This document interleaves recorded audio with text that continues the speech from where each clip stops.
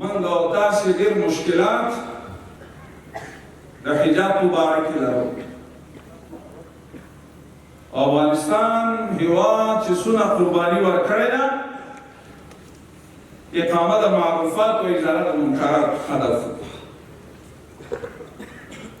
راځئ په دغه باب کې په هماهنګۍ سره د دغه بې حجابي، د دغه بې پردګي، د دغه بې ستري مخنیوي وکړو.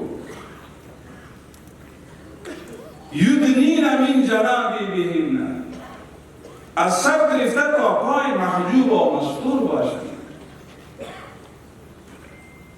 اهل التشیع علما، اهل التسنن علما همه به یک مفکوره و به یک عقیده و به یک نظر هستند درباره حجاب. اختلاف ندارند. دین همه به هماهنگی جلوگیری بی‌ستری کنید. او چې کوم ځای منکرات وي موږ ستاسې خادمان او تاسو موږ ته خیر مشوره راکئ او په شریکه باندې انشاءالله د دې مخنیوي وکړو. ولله عاقبة الامور، موږ د عاقبت مسؤلیت نه لرو، هغه الله ته به محول کړو. ځکه د مسلمانانو دنده ده زمونږ اسلامي افغاني خویندو په خپل باب کې اوسئ.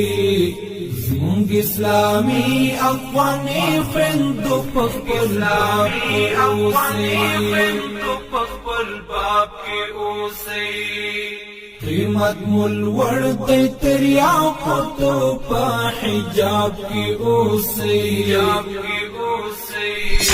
زمونږ اسلامي افغاني خویندو په خپل باب کې اوسئ.